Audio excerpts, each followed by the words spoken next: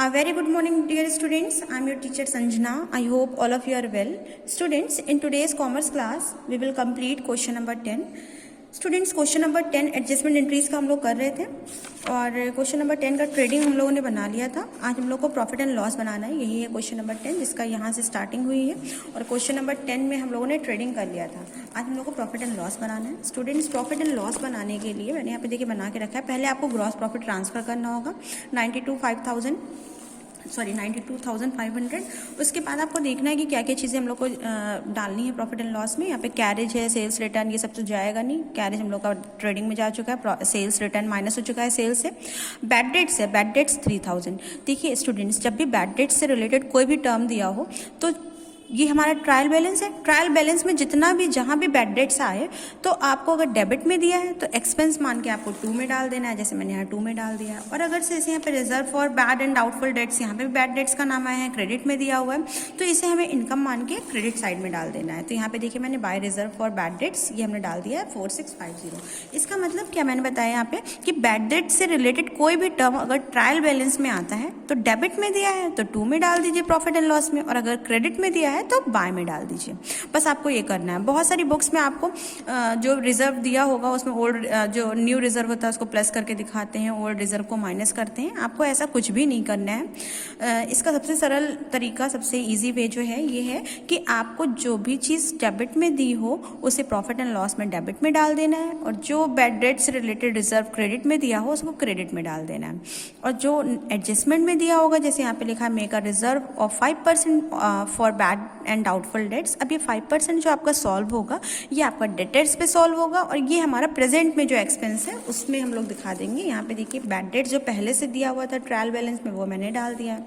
ये भी trial balance में दिया हुआ था, क्रेडिट में दिया हुआ था, इसको बाय साइड में डाल दिया है। और इसके बाद जो 5% था वो मैंने डेटर्स पे सॉल्व करके इसको यहाँ पे डाल देंगे हम लोग रिजर्व फॉर बैड डेट्स। ये भी हमारा रिजर्व फॉर बैड डेट्स हो जाएगा। 2000 क्यों आया है?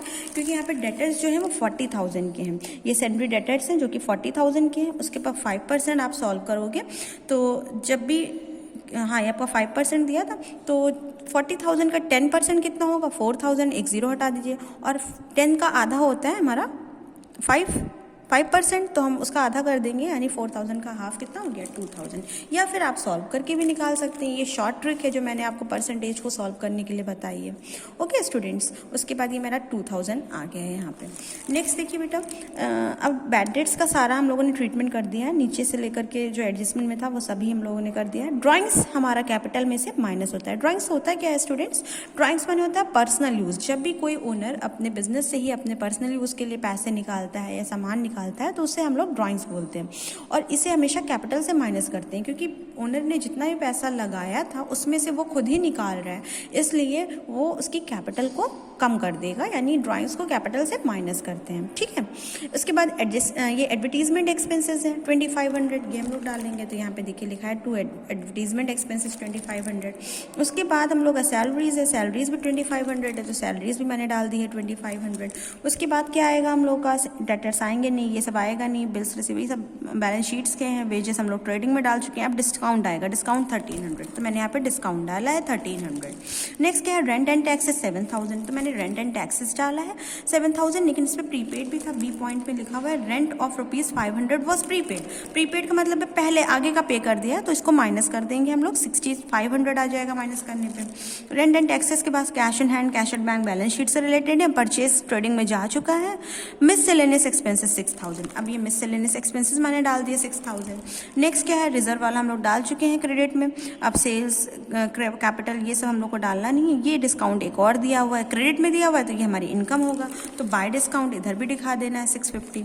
अब नीचे वाली एडजस्टमेंट देख लेते हैं कि सबकी एक बार एंट्री हो चुकी है, क्योंकि अब नेक्स्ट हमारा बैलेंस शीट होगा। बैलेंस शीट में तो सारी एडजस्टमेंट जाएंगी ही जाएंगी, लेकिन एडजस्टमेंट एंट्रीज को 2 बार हम लोग एंट्री करते हैं ना, तो अब हमको ये चेक कर लेना है कि सबकी एक बार एंट्री हो चुकी है। क्लोजिंग स्टॉक हम लोग ट्रेडिंग में एक बार डाल चुके हैं, प्रीपेड रेंट हम लोग माइनस कर चुके हैं, तो एक बार एंट्री हो गई है। अब सी वाले में क्या है? Interest at the rate of 6% is to be paid on loan for the whole year.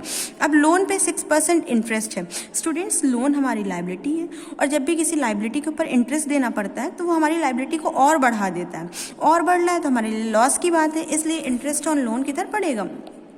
Expenses मिल जाएगा। और जब आप लोन के ऊपर सॉल्व करेंगे 6% तो आपका 300 आएगा। यहाँ पे लोन है 5000 और जब इसके ऊपर 6% सॉल्व करेंगे तो 300 आएगा, वो मैंने यहाँ पे डाल दिया है, ठीक है ना। नेक्स्ट है provide 10% depreciation on plant and machinery. Plant and machinery 25,000 की है, 10% के लिए एक जीरो कम कर देते हैं, 2500 हो गया। और डेप्रिसिएशन हमेशा हमारा लॉस कराते हैं, इससे हमारी चीज़ों की कीमतें कम हो जाती हैं, तो डेप्रिसिएशन 2500 मैंने डाल दिया है। नेक्स्ट आपका क्या है, नेक्स्ट है मेक अ रिजर्व ऑफ 5%, ये मैंने रिजर्व कर दिया है, अभी डाला था रिजर्व, मैंने आपको दिखाया था ना reserve for bad dates, debtors पे सॉल्व करके। उसके बाद नेक्स्ट है आपका provide 6% interest on capital and drawings. अब एक बात याद रखिएगा, कैपिटल भी हमारी लाइबिलिटी है, उसके ऊपर इंटरेस्ट है, तो ये भी हमारी लाइबिलिटी को बढ़ा रहा है, इसलिए एक्सपेंस है, इसलिए इंटरेस्ट ऑन कैपिटल जो है वो हमारा 2 में आ जाएगा। और जितने भी कैपिटल थी हमारी 1 लाख कैपिटल है, ये देखिए यहाँ पे कैपिटल लिखी है 1 लाख, 1 लाख के ऊपर 6% सॉल्व करेंगे तो 6000 आएगा, इसलिए 6000 मैंने लिखा है। आप सॉल्व करके देख लीजिएगा, जैसे 1 लाख है, मैं आपको बताती हूँ एक बार फिर से, जो लोग अगर पहली बार देख रहे होंगे कुछ लोग, 1000 जो है इसके ऊपर 6% आप सॉल्व करोगे तो ये 2 जीरो कट जाएंगे, ठीक है। अब 3 जीरो ये बचे और 6 1 जा 6000 आ गया, इसीलिए यहाँ पे मैंने 6000 डाला है, ठीक है। नेक्स्ट आपका क्या है, नेक्स्ट है ड्राइंग्स पे भी इंटरेस्ट है। ड्राइंग्स कौन है, ड्राइंग्स तो ओनर खुद ही अपना पर्सनल यूज़ कर रहा है ना, और पर्सनल यूज़ के ऊपर ही इंटरेस्ट दे रहा है, तो उसकी इनकम होगी नहीं, ये पैसा किसको मिलेगा इंटरेस्ट का, ड्राइंग्स उसी ने किए हैं, इसलिए ये पैसा भी उसी को मिलेगा, ये इसलिए ये हमारी इनकम होगी। ड्राइंग्स हैं कितने के, 6000 के, 6% निकालेंगे तो 360 आ जाएगा, इसलिए इसको हम लोग बाय में दिखाएंगे 360। अब स्टूडेंट्स इधर का आप टोटल करेंगे, इधर का टोटल करेंगे तो इधर का आ रहा होगा 98,160 और इधर का कम आएगा, माइनस करने पे आपका जो अमाउंट आएगा वो आएगा आपका 65,560। ओके स्टूडेंट्स, इस तरह से ये हमारा नेट प्रॉफिट हो जाएगा। Students in the next class we will make the balance sheet of this question. अभी आपको यहीं तक करना है, बैलेंस शीट नेक्स्ट क्लास में मैं बताऊंगी। ओके, यहाँ तक के कंप्लीट कर लीजिएगा और कोशिश कीजिएगा अपने आप बैलेंस शीट बनाने की, और फिर मैं जब दोबारा भेजूंगी तो आप उससे मैच कीजिएगा। Okay, thank you, have a nice day.